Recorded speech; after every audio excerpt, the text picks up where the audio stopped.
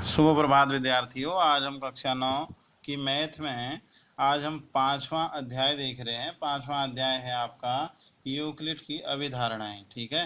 एक यूक्लिड नाम के एक गणितज्ञ थे जो प्रारंभिक काल में उतना ज़्यादा अच्छे नहीं रहे, जो दयनीय स्थिति उनकी थी। और लेकिन वो मतलब इस मैथ में या ज्यामिति में वो मतलब सोचते रहते थे, और उन्होंने अपने आप कई चीज़ें क्या कहते हैं कई चीज़ों की उनने मतलब वो करी, मतलब खोज करी, और सिद्धांतों को भी और प्रतिपादित किया काफ़ी। और इस मैथ में आप उन यूक्लिड की अभिधारणाओं को, अभिग्रहितों को आप पढ़ते हैं। ठीक है। तो उसी से रिलेटेड हमारा ये पाठ अध्याय है, और अध्याय है 5.1। और 5.1 में हम ये देख रहे हैं, और यहाँ प्रश्न संख्या 1 दिया है कि निम्नलिखित जो कथन है उनमें से कौन कौन से ट्रू हैं और कौन कौन से आपके ये असत्य या फॉल्स हैं, ये आपसे कहा जा रहा है। इसका लिखना है। 1 नंबर दिया है, एक बिंदु से होकर केवल एक ही रेखा आपका खींची जा सकती है। ये कथन असत्य है, क्योंकि एक बिंदु से होकर के बहुत सारी अनेक रेखाएं हम खींच सकते हैं। फिर अगला आ जाते हैं हम इसी के अब दूसरे प्रश्न में। अब अगली बात किसकी हो रही है? अभी तो एक बिंदु की ओर थी, अब अगली बात 2 बिंदुओं की हो रही है। 2 आपका भिन्न बिंदुओं से होकर के असंख्य रेखाएं खींची जा सकती हैं।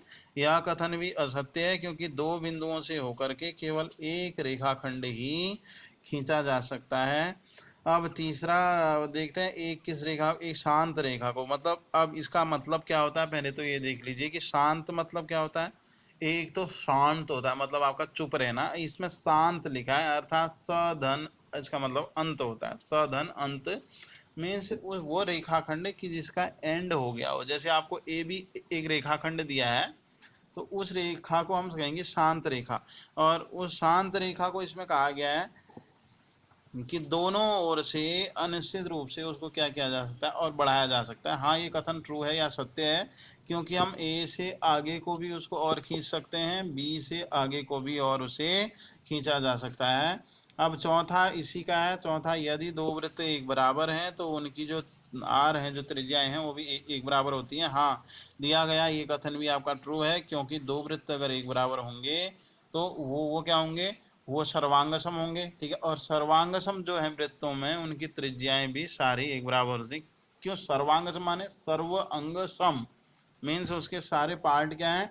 एक बराबर हैं। तो ये पहला प्रश्न हमारा बच्चों ये पूरा हो गया। अब अगला प्रश्न देख रहे हैं।